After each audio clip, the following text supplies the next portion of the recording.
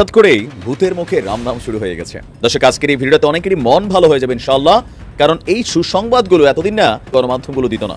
কারো পৌষ মাস, কারো সর্বনাশ। ঝিকে মেরে বউকে শিখানো, মানে নিজের জিয়ের মাইরা বউরে শিখানো যে এই কাজটা। এদিকে যখন এত বড় ঘটনা ঘটছে, কলিজা কারে কয় ভাই। আমি বারবার বলি, বেড়া তো আমরা সবাই বেড়া, আরেকটা আছে বীর পুরুষ, মর্দ পুরুষ। রেফারি আমাদের মাঝে খুব চমৎকার তিনটি দৃশ্য, খুবই চমৎকার তিনটি দৃশ্য আমাদের চোখে পড়েছে। এত প্রশংসনীয় কাজ হয়েছে এবং এত চমৎকার একটি কাজ হয়েছে। এই কাজের ধারা যদি অব্যাহত থাকে, ব্যাপারটা কি আসেন আমরা একটু একটা একটা করে বলার চেষ্টা করি। আমি সাধারণত কাউকে বলি না যে আমার ভিডিও দেখতে, কিন্তু আজকে আমি হাত জোর করে মিনতি করতেছি যে আজকে আপনারা আমার ভিডিওটা একটু শেষ পর্যন্ত দেখবেন। ভয়ঙ্কর ভয়ঙ্কর তথ্য আপনারা জানবেন, আপনারা শুনলে চমকে উঠবেন। ওয়াকার এখন যা কিছু করছে সব ইন্ডিয়ার পরামর্শে করছে। ইন্ডিয়া তাকে যা তাকে করতে বলছে সেগুলোই ফলো করছে, কারণ এর আগের অপকর্মগুলো সে ভারতের নির্দেশেই করেছে। শেষ পর্যন্ত খেলাটা বোধহয় জমে উঠল। যে খেলা জমে ওঠার ব্যাপারে বাংলাদেশের কোনো মানুষের প্রত্যাশা ছিল না। কখনো কি গোল দেয়? গোল তো দেয় খেলোয়াড়রা, কিন্তু রেফারি তো কখনো গোল দেয় না। কিন্তু আমরা দেখলাম যে রেফারি গোল দিয়ে দিল। সরকার নিজেই গোল পোস্টের মধ্যে সুবিধাজনক সাইডে গোল দিয়ে দিয়েছে। আসসালামু আলাইকুম প্রিয় দর্শক শ্রোতা, নতুন একটা ভিডিওতে জানাচ্ছি সুস্বাগতম। আজকের এই ভিডিওটি কেমন হতে চলেছে, কতটা গুরুত্বপূর্ণ, কতটা চাঞ্চল্যকর, ভিডিওর অংশ বিশেষ এবং শিরোনাম দেখে গেস করে ফেলেছেন কেমন হবে আজকের এই ভিডিওটি। জুম্মার নামাজের পরে ভয়ঙ্কর অ্যাকশনে নেমে গেছে ডক্টর মোহাম্মদ ইউনূস, এমনটা জানিয়েছে গণমাধ্যমে। আজকের এই ভিডিওটি সম্পূর্ণ দেখলেই সবকিছু বুঝতে পারবেন। বেশি কথা না বলে বিস্তারিত ভিডিওতে নিয়ে যাবো, তার আগে ছোট্ট রিকোয়েস্ট থাকবে, যারা কম ভিডিও দেখতে ভালোবাসেন, পছন্দ করেন, চ্যানেলটি সাবস্ক্রাইব করে পাশে থাকা বেল আইকনটি বাজিয়ে রাখুন। প্রিয় দর্শক শ্রোতা, চলুন তাহলে এই ভিডিওতে লাইক করে বিস্তারিত ভিডিওটি মোবাইলের স্ক্রিন থেকে ধারাবাহিকভাবে একের পর এক দেখে আসি। মাথা যার ব্যথা তার। হ্যাঁ ভাই, মনে রাখবেন, যার মাথা তারই ব্যথা, আর যার ব্যথা তারই সব চিন্তা।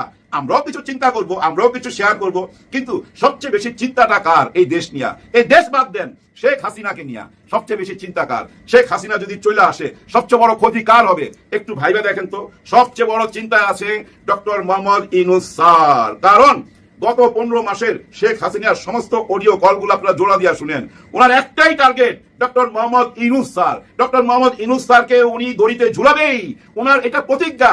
ওনার হাতে হ্যান্ডকাপ লাগায়া তারপরে গলায় দড়ি লাগাবে। এটা থেকে ওনার মুক্তি নাই। সবাইকে মাফ করে দিল, উনাকে মাফ করবে না। ওনার কথাতে কিন্তু বোঝা যায় তার মানে কি ডক্টর ইউনূস স্যারই ওনার টার্গেট। তাহলে ডক্টর ইউনূস স্যার এখন গদিতে বসে রয়েছে। ওনার টার্গেট কি হবে? এর মুখ বন্ধ করা, একে ধ্বংস করে দেওয়া। তাই হবে না? একে যদি ধ্বংস না করতে পারে, উনি তো নিজেই ধ্বংস হয়ে যাবে নির্বাচনের পরে। যদি কোনো কারণে তারা আবার কারোর সাথে হাত টাত মিলায়া এই দেশে চলে আসে, তখন তো উনাকেই ধ্বংস করে দিবে। ডক্টর মোহাম্মদ ইউনূস স্যারকেই তো ঝুলাবে। এটা উনি বুঝে না, যার জন্য বলছি মাথা যার ব্যথা তার। হ্যাঁ ভাই, উনারই ব্যথা, উনি সেই ব্যবস্থা কইরাই যাবেন। এর আগে যাইতে পারে না, কিন্তু নির্বাচনের আগে যেটা হইতে হবে, জুলাই সনদপত্রের বৈধতা, সেই বৈধতা চলে আসবে। হ্যাঁ না ভোট, গণভোটটা কি আগে হবে না পরে হবে? আগে হবে, পরে হওয়ার কোনো কারণই নাই। আর প্রত্যেকটা দল যা যা এখানে বলছেন, এতদিন যেভাবে বসছেন, আর কোনো বসার দরকার হবে না। সবাই সিগনেচার আছে ভাই। 84টা দাবির মধ্যে প্রায় 48টা দাবি কি ছিল জানেন? 48টা পরামর্শ ছিল। বর্তমান যে সংবিধান আছে, এই সংবিধান সম্পর্কে 48টা সুপারিশ করা আছে, মানে 48টা দাবি জানানো হয়েছে। ওই 48টা দাবি যখন চলে আসবে গণভোটের মধ্যে, হ্যাঁ ভোটের মধ্যে যখন চলে আসবে, সংবিধান তখন কি থাকে? এই সংবিধান থাকে না।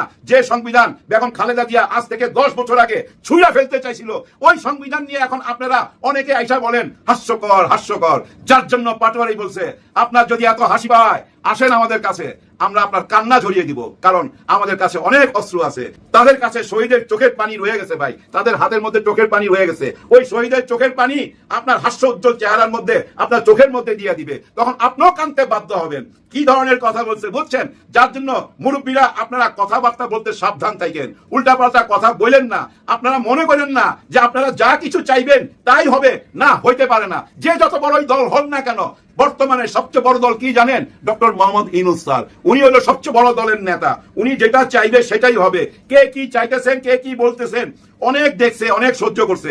এখন যা সিদ্ধান্ত আসবে ওনার মাথা থেকে আসবে, আর ওইটা মাইনা নিতে বাধ্য হবেন। আর ওইটা মাইনা নেওয়ার জন্য রাজনৈতিক ভাবে মাঠে কি কি কাজ করতে হবে, সব কাজ শেষ। এখন শুধু দেখার অপেক্ষায়। কেউ ঘাবড়াবেন না ভাই, উপরওয়ালা আছে তো ভাই। উপরওয়ালা বারবার আমাদেরকে সুযোগ দিবে না। হ্যাঁ ভাই, বারবার সুযোগ দিবে না। 54 বছর পর আবার সুযোগ দিছে, সেই সুযোগটাকে কাজে লাগান সবাই। হঠাৎ করে গত কয়েকদিনে আমাদের মাঝে খুব চমৎকার তিনটি দৃশ্য, খুবই চমৎকার তিনটি দৃশ্য আমাদের চোখে পড়েছে। এবং বলা চলে এটি রাজনীতির মাঠে এত প্রশংসনীয় কাজ হয়েছে এবং এত চমৎকার একটি কাজ হয়েছে, এই কাজের ধারা যদি অব্যাহত থাকে, জাস্ট কিছু না, আমি এক্ষেত্রে ছাত্র শিবিরকে একটু দায়িত্ব দিয়ে এগিয়ে রাখতে চাই যে তারা নিজ দায়িত্বে যদি এই ধারাটাকে একটু আগায় নিয়ে যায়, তাহলে কিন্তু ব্যাপারটা অন্যরকম হয়ে যাবে, চমৎকার একটা ব্যাপার হয়ে যাবে। কিন্তু যে ব্যাপারটা শেখ হাসিনা ওইখানে বসে বসে দেখবে, তার দেখার হয়তো সৌভাগ্য থাকবে না, আওয়ামী লীগের লোকজন দেখবে এবং ভিতরে ভিতরে নিজের চুল নিজে ছিঁড়ে ছিটে মরবে। ব্যাপারটা কি আসেন আমরা একটু একটা একটা করে বলার চেষ্টা করি। প্রথম ঘটনাটা ঘটলো এই গত 24 তারিখ, সম্ভবত 24 তারিখ শুক্রবার ছিল, গত 24 তারিখে নয়াদিগন্তের প্রতিষ্ঠা বার্ষিকীতে শিল্পকলা একাডেমিতে বিএনপির মির্জা ফখরুল ইসলাম আলমগীর, বিএনপির মহাসচিব, জামাত ইসলামের নেতৃবৃন্দ, এনসিপির নেতৃবৃন্দ এবং অন্যান্য সকল রাজনৈতিক নেতৃবৃন্দ যখন সেখানে উপস্থিত হলেন, চমৎকার একটা সৌহার্দ্যপূর্ণ পরিবেশ, মনে হচ্ছিল যেন মঞ্চে বসে আছে পুরো বাংলাদেশ আর তার সামনে বাংলাদেশের সমস্ত জনগণ তাদের দিকে তাকিয়ে আনন্দের ফল্গুধারা তাদের ভিতরে বয়ে যাচ্ছে, তারা মুচকি হাসছে আর বলছে যে এটি আমাদের বাংলাদেশ, গর্ব করে বলছে দেখো এটি আমাদের বাংলাদেশ। সেখানে মির্জা ফখরুল ইসলাম আলমগীর দুটি খুব মূল্যবান কথা বললেন। তিনি প্রথমেই এসে বললেন, ফ্যাসিবাদের বিষয়টি তুলে আনলেন, ফ্যাসিবাদের বিতরণের পথে কারা কারা কি ভূমিকা পালন করেছেন সেটি বললেন। এরপরে সবচেয়ে যে মজার ব্যাপারটি তিনি বললেন, যে চমৎকার কথাটি তিনি বললেন জামাতের আলী হাসান মোহাম্মদ মুজাহিদ, মীর কাশেম আলী, মাওলানা মতিউর রহমান নিজামী এবং বিএনপির সালাউদ্দিন কাদের চৌধুরী, এদেরকে তৎকালীন ফ্যাসিস্ট সরকার মিথ্যা মামলায় জড়িয়ে তাদেরকে জুডিশিয়াল কিলিং এর মাধ্যমে হত্যা করেছে। মির্জা ফখরুল ইসলাম আলমগীরের এই বক্তব্য কিন্তু অনেক গুরুত্ব বহন করে। ভাই আমি আপনি সারা দিন ধরে চিল্লালে, গলা ফাটায় ফেললে, গলা দিয়ে রক্ত বের করে ফেললে যা না হবে, মির্জা ফখরুল ইসলাম আলমগীর বা ডক্টর শফিকুর রহমান, মিয়া গোলাম পরোয়ার, সালাউদ্দিন আহমেদ, এরা শুধু এটি কথা নয়, মুখ দিয়ে কথা নয়, জাস্ট আঙ্গুলটা এরকম আর এরকম করবে, কাজ হয়ে যাবে। এরা হচ্ছে সেই মানের লোক। সুতরাং তিনি এই কথা যখন বলেছেন, তখন মেসেজ যেখানে যা যাবার অলরেডি চলে গেছে এবং ইতিহাস এটি লিখে নিয়েছে যে হ্যাঁ, শেখ হাসিনা এদের উপরে জুলুম করেছে, অন্যায় করেছে। এবং এখানে একটা প্রচ্ছন্ন ইঙ্গিত রয়েছে দলীয় নেতাকর্মীদের যে তোমরা এলোমেলো কথা যেন আর কখনো বলো না, বাংলাদেশের মানুষ এটি আর শুনতে চায় না। আমরা স্যালুট জানাই ফখরুল ইসলাম আলমগীরের জন্য, তিনি বিভাজনের রাজনীতিতে একটা টেপ মেরে দিলেন, একটা সেট কষে দিলেন। এরপর আমরা দ্বিতীয় যে ঘটনাটি দেখলাম, একজন বামপন্থী, চরম বাম, তিনি রাকসু নেতৃবৃন্দু জয়লাভের পরে তাদের যে নারী নেতৃবৃন্দু শপথ গ্রহণ করলেন, এই শপথ গ্রহণ অনুষ্ঠানে প্রায় অধিকাংশই সেখানে হিজাব পরে তারা শপথ গ্রহণ করেছেন। এর অন্যতম একটা কারণ হচ্ছে রাজশাহী বিশ্ববিদ্যালয়ের যে হলগুলো রয়েছে, সেই হলগুলোতে মোট 90টা পদ রয়েছে। এই 90টা পদের ভিতরে খুব সম্ভবত 62টা পদে সেখানে ছাত্রী সংস্থার মেয়েরা জয়লাভ করেছে, আর বাকি পদগুলোতে অন্যান্যরা। তো অন্যান্যরাও হিজাবি। আসলে ভাই মুসলিম কান্ট্রি, তো এটা তো মেয়েদের পোশাক, এটা মেয়ের স্বাধীনভাবে, বারবার আমরা যখন বামপন্থীরা যখন বলে মেয়েরা স্বাধীনভাবে পোশাক পরতে পারবে না, তারা শুধু ল্যাংটো হয়ে থাকাকে বলে এটা মেয়েদের স্বাধীনতা। কিন্তু কেউ যদি হিজাব পড়তে চায়, বোরকা পড়তে চায়, না, ওইটা নাকি দেশ ধ্বংস হয়ে যাওয়ার মতো একটা অবস্থা। তো এখানে ওই শিক্ষক আব্দুল্লাহ মামুন তিনি যে একটা বক্তব্য দিলেন, আপনারা সবাই জানেন, যদিও পরবর্তীতে তিনি এর জন্য ক্ষমা চেয়েছেন। তো এই ঘটনার পরে আমার সবচেয়ে ভালো লেগেছে ছাত্র দলের রাজশাহী বিশ্ববিদ্যালয়ের সভাপতি একেবারে সাথে সাথে তিনি সিংহের মতো গর্জে উঠেছেন যে ছাত্রী সংস্থা এবং ছাত্র শিবিরের মেয়েরা তারা আমাদের প্রতিযোগী, প্রতিদ্বন্দ্বী। কিন্তু আপনি যদি মনে করেন যে তাদের এই পোশাক নিয়ে যদি আপনি মন্তব্য করেন, কোন ধরনের বাজে মন্তব্য করেন, তাহলে আমি তাদের পক্ষে দাঁড়িয়ে যাব। আমাদের সালাউদ্দিন আম্মার, তিনি তো ছাত্র শিবির করেন না, তিনি দাঁড়িয়ে গেছেন, একেবারে আলিপের মতো দাঁড়িয়ে গেছেন এবং বলেছেন এসো, তুমি যে ঘোষণা দিয়েছো তোমার সেই ঘোষণা অনুযায়ী তোমার ডিপার্টমেন্টের সামনে এসো, তোমার সাথে দেখা হবে। ওটা একটা বাঘের বাচ্চা। শুধু তাই নয়, আরো ছাত্র দলের যে নারী প্যানেলের এক বোন, তিনি নির্বাচন করেছিলেন, তিনিও বিবৃতি দিলেন, আরো অনেক সাংবাদিক বিবৃতি দিলেন। মানে এই যে একটা বিষয়ে একটা একাকার হয়ে যাওয়া, মানুষের নারীর ধর্মীয় পোশাক নিয়ে, পোশাক যার ইচ্ছা সে ওইটা যেমন তার স্বাধীনতা, কেউ বুরকা পড়তে চাইলে, হিজাব পড়তে চাইলে এটাও তো তার স্বাধীনতা, এখানেও তো সম্মান জানানো উচিত। অথচ তুমি ওইটার সম্মান জানাবা আর এইটাকে উস্কায় দিবা, এটা তো বাংলাদেশের সাথে যায় না। এরপরে সর্বশেষ আমরা যেটা দেখলাম ঢাকা বিশ্ববিদ্যালয়ে আমাদের রুহুল কবির রিজভী ভাই, তিনি একসময় রাকসুর ভিপি ছিলেন, রিজভী ভাইকে ডাকসু দাওয়াত করে নিয়ে গেল। ভাই আপনারা যদি ভিডিওটা দেখে থাকেন, রিজভী ভাইকে সাদিক কায়েম, ফরহাদ এবং আরো কয়েকজন ডাকসু প্রতিনিধি নিচে নেমে এসে গাড়ি থেকে নামিয়ে হাত ধরে ধরে তাদের বিনয় দেখলে আপনি আশ্চর্য হয়ে যাবেন। মনে হচ্ছে পিতা হেরে যাচ্ছে আর সন্তান পিতাকে সম্মান করতে করতে এগিয়ে নিয়ে যাচ্ছে। এটাই তো বাংলাদেশ, এটাই তো রাজনৈতিক শিষ্টাচার, এটাই তো আমরা দেখতে চাই। কে কোন দলের এটি আমরা দেখতে চাই না। নেতারা, প্রত্যেক দলের নেতারা যেমন অন্য যে কোনো দলের ছাত্র সংগঠনকে বা তার প্রতিদ্বন্দ্বীকে এইভাবে সম্মান করবে, প্রত্যেকেই এইটা করা উচিত। রিজভী ভাই সেখানে বললেন আমি আপ্লুত হয়ে গেছি। তার আগে মান্না ভাই বলেছেন, মাহমুদুর রহমান মান্না ভাই বলেছেন আমি আপ্লুত। এই যে নজির, আমরা ছাত্র দলের কাছে, ছাত্র শিবিরের কাছে, এনসিপির নেতাদের কাছে আমরা বিনীতভাবে অনুরোধ করব, আপনারা এই ধারাটা নষ্ট হতে দিন না ভাই। বাংলাদেশকে আপনারা একটা সুন্দর পথে, শেখ হাসিনাকে বিদায় করেছি আমরা, আপনারা বাংলাদেশকে এমন পথে নিয়ে যান যেন এই প্রজন্ম বৃদ্ধ হয়ে যাবে, তারপরের জন্মের কাছে, তারপরের জন্মের কাছে, তারপরের জন্মের কাছে যেন ইতিহাস বলে যেতে পারে, এই গল্প বলে যেতে পারে। এটি যেন যে একটা সময় গেছে বাংলাদেশ, ওই তার এই যে তোমরা এখন দেখছো সেই সময়টা শুরু হয়েছিল, ওই সময় থেকে আমরা দেখেছি, এইভাবে যেন গল্প করতে পারে। আমি সাধারণত কাউকে বলি না যে আমার ভিডিও দেখতে, কিন্তু আজকে আমি হাত জোর করে মিনতি করতেছি যে আজকে আপনারা আমার ভিডিওটা একটু শেষ পর্যন্ত দেখবেন। ভয়ঙ্কর ভয়ঙ্কর তথ্য আপনারা জানবেন।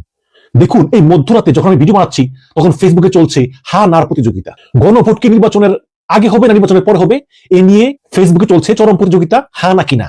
বিএনপি আওয়ামী লীগ বলতেছে না, আবার জামাত এনসিপি বলতেছে হ্যাঁ। কিন্তু এর ভিতরেই পলাতক লীগের যে কি কার্যক্রম চলছে দর্শক, যখন বাংলাদেশে এই জামাত বিএনপি এনসিপির ভিতরে রাজনৈতিক দ্বন্দ্ব চরম আকারে বিরাজ করতেছে, তখনই শুরু হয়েছে পলাতক লীগের গোপন কার্যক্রম, সেই ভয়ঙ্কর কার্যক্রম। আপনারা শুনলে চমকে উঠবেন। আচ্ছা, আমাদেরকে প্রশ্ন করি যে আজকে এই একই দিনে শেখ হাসিনা 3টা বিদেশি নিউজ এজেন্সিতে একসঙ্গে ইন্টারভিউ দিল। এটাকে কি আপনারা নর্মাল মনে করেন? আমি করি না দর্শক, এটা কোনোদিনই নর্মাল হতে পারে না।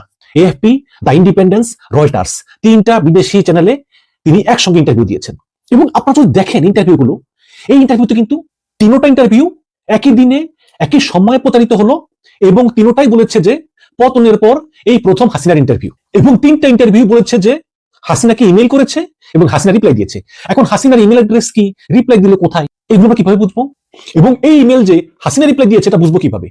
আরে ভিডিও না হোক, কিন্তু অডিও তো বলতে পারতো, তাও তো পারতো, কিন্তু তাও না। এবং এই 3টা ইন্টারভিউ তো 3টা নিউজ এজেন্সি, 3জন ভিন্ন ভিন্ন সাংবাদিক ইন্টারভিউ নিয়েছে। কিন্তু এই 3টা ইন্টারভিউ এএফপি, ইন্ডিপেন্ডেন্স, রয়টার্স পাশাপাশি রাখলে আপনারা দেখবেন ইস্যু সিলেকশন, ভাষা, শব্দচয়ন, স্টাইল অনেক ক্ষেত্রেই হুবাহু এক। এবং এর বাইরেও আরো কিছু প্যারা এবং থিমে যে শব্দচয়ন করা হয়েছে এগুলো সম্পূর্ণ এক। কিভাবে হয়? আচ্ছা, 2টা পত্রিকার সংবাদ একরকম হতেই পারে, কিন্তু যখন 3টা পত্রিকার সংবাদই হুবাহু একই বাক্য একাধিকবার ব্যবহার করা হয়, তখন কোনো বোঝার অপেক্ষা থাকে না যে এগুলো শেখ হাসিনার লবিস্ট ফার্ম করেছে। আওয়ামী লীগ যেই অ্যাসালমের হাজার হাজার কোটি টাকা দিয়ে যে লবিস্ট ফার্ম নিয়োগ করেছে, সেই লবিস্ট ফার্মগুলোই এগুলো বড় বড় বার্তা সংস্থাকে টাকা দিয়ে করাচ্ছে। যেখানে তারেক রহমান 15 বছরে একটা মিডিয়াতে ইন্টারভিউ দিতে পারেনি, সেখানে হাসিনা এই পলায়নের 1 বছরের ভিতরেই 3টা মিডিয়াতে ইন্টারভিউ দিয়ে ফেলেছে অলরেডি। আপনারা এই মধ্যরাতে ফেসবুকে আছেন হা অথবা নার প্রতিযোগিতায়। দর্শক, এই ইন্টারভিউগুলো একটাও কিন্তু হাসিনা দেয়নি, এগুলো ওই লবিস্ট ফার্মগুলো হাসিনার পক্ষ হয়ে উত্তর রেডি করে ওই বার্তা সংস্থাগুলোর কাছে পৌঁছে দিয়েছে, এবং বার্তা সংস্থাগুলো এগুলো ছাপিয়েছে, এবং এর জন্য এই লবিস্ট ফার্মগুলো প্রচুর টাকা পয়সা খরচ করেছে একই দিনে হাসিনার 3টে ইন্টারভিউ এই বড় বড় 3টা মিডিয়াতে দেওয়ার জন্য। এখন প্রশ্ন হচ্ছে যে এই লবিস্ট ফার্মগুলোর উদ্দেশ্য কি, কেন তারা এগুলো করতেছে? এবং কেঁচো করতে বেরিয়ে গেল সাপ। আমি আপনাদেরকে আগের ভিডিওতে বলেছিলাম বিস্তারিত যে শেখ হাসিনা এবং আওয়ামী লীগ দেশে বিদেশে প্রচুর লবিস্ট নিয়োগ করেছে, এমনকি বিদেশি বিভিন্ন রাষ্ট্রের সাবেক প্রধানমন্ত্রী, সাবেক রাষ্ট্রপতি তাদেরকে পর্যন্ত নিয়োগ দিয়েছে। এবং বর্তমানে 3টি লবিস্ট ফার্ম শেখ হাসিনার হয়ে কাজ করতেছে। একটা হচ্ছে ব্রিটিশ প্যালাটাইন কমিউনিকেশন। এই প্যালাটাইন কমিউনিকেশন লবিং ফার্মের সঙ্গে চুক্তি হয়েছে এই বছরের সেপ্টেম্বর মাসে। আর স্ট্রাইক গ্লোবাল ডিপ্লোমেসি, এটা একটা লবিস্ট ফার্ম, এটার সঙ্গে চুক্তি হয়েছে গত বছরের সেপ্টেম্বরে এবং অর্থায়ন করতেছেন সজীব ওয়াজেদ জয়ের মালিকানাধীন ওয়াজেদ কনসাল্টিং ইনক। এটা হচ্ছে একটি আমেরিকান লবিস্ট ফার্ম। এর বাইরে আছে ডাউটি স্ট্রিট চেম্বার্স, যুক্তরাজ্যের অন্যতম একটা বিখ্যাত law firm Doughty Street Chambers, এবং এটা নিয়েই এখন আমি কথা বলবো যে আসলে কি ঘটেছে। আমরা যদি তার আগে শেখ হাসিনার এই ইন্টারভিউর উপরে বাংলাদেশের পত্রিকা যে রিপোর্ট করেছে তার দুইটা পড়ে শোনাই। সেখানে একটাই তিনি লিখেছেন, রয়টার্সে শেখ হাসিনা তিনি বা তার পরিবারের কেউ আর আওয়ামী লীগ নেতাতে নাও থাকতে পারেন। মানে কি আবেগঘন কথা। আবার মানব জমিনে লিখেছে যে ক্ষমা চাইবেন না, দেশে ফেরার এখনো পরিকল্পনা নেই। তার মানে হচ্ছে যে মোদ্দা কথা তিনি ভারতেই থাকবেন, দেশে ফিরবেন না, এবং তার পরিবারের কেউ আর রাজনীতি নাও করতে পারেন।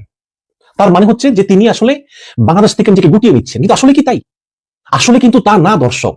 যদি তাই হতো তাহলে 100, 200, 300, 500 কোটি টাকা ব্যয় এই সব লবিং ফার্মগুলো তারা নিয়োগ করতেন না। দর্শক দেখুন আপনারা যে আওয়ামী লীগ কোথায় কোথায় চলে গিয়ে তাদের এই অবৈধ টাকাগুলো বিভিন্ন জায়গায় একদম পানির মতো ঢালতেছে, বালতি ভরে ভরে ঢালতেছে। আর আমরা আছি কি নিয়ে? আমরা আছি গণভোট নিয়ে, হ্যাঁ নিয়ে, না নিয়ে। আচ্ছা একটা কথা বলি, যেই রাজনৈতিক দল এই জুলাইকে সমর্থন করবে না তারা বাংলাদেশে টিকবে না। এই জুলাই সনদ বাস্তবায়ন করতে হবে, জুলাই সনদকে সম্মান করতে হবে, জুলাই সনদকে সংবিধানে স্থান দিতে হবে। আমি যখন এই ভিডিও বানাচ্ছি তখন ফেসবুকে হ্যাঁ নাকি না এর প্রতিযোগিতা চলতেছে যে গণভোট হবে কি হবে না। বিএনপি আওয়ামী লীগ এক পক্ষে আর জামাত এনসিপি অন্য দলের পক্ষে। আজকে বিএনপি বলে যে আমার নোট অফ ডিসেন্ট কই। আচ্ছা, এই যে জুলাই আন্দোলনটা এটা যদি সনদ আকারে প্রকাশিত হয়, সংবিধানে স্থান পায়, এবং পরবর্তীতে যারাই বাংলাদেশ রাজনীতি করবে তারাই এই জুলাই অভ্যুত্থানের উপর শ্রদ্ধা প্রদর্শন করে এবং এই জুলাই সনদের মূল নীতিগুলো মেনে রাজনীতি করে, এরকম বাংলাদেশই আমরা চাই।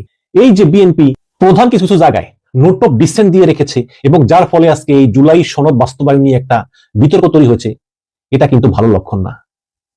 ওদিকে যখন এই বিএনপি, জামাত বা এনসিপি নিজেদের ভিতরে জুলাই সনদ নিয়ে বা অন্যান্য ইস্যু নিয়ে তারা ঝগড়া করতেছে, ওদিকে হাসিনা আবার একসঙ্গে 3টা পত্রিকায় ইন্টারভিউ দিয়ে আবার ওই। সম্মানিত দর্শক শ্রোতা, শুরু থেকে শেষ পর্যন্ত যারা এই ভিডিওটি দেখেছেন সকলকে জানাচ্ছি অসংখ্য অসংখ্য ধন্যবাদ। আজকের এই ভিডিওটি আপনাদের কাছে কেমন লেগেছে? যদি বিন্দু পরিমাণ ভালো লেগে থাকে অবশ্যই এই চ্যানেলটি সাবস্ক্রাইব করে পাশে থাকা বেল আইকনটি বাজিয়ে রাখবেন। সেই সাথে এই ভিডিওটি শেয়ার করে আপনাদের বন্ধুদের মাঝে ছড়িয়ে দিবেন। প্রিয় দর্শক বন্ধুরা, আজকের মতন এই পর্যন্তই। দেখা হচ্ছে পরবর্তী কোনো ভিডিও নিয়ে। সেই পর্যন্ত আপনারা সকলে ভালো থাকুন, সুস্থ থাকুন, দেখতে থাকুন এই চ্যানেলের ভিডিওগুলো। আল্লাহ হাফেজ।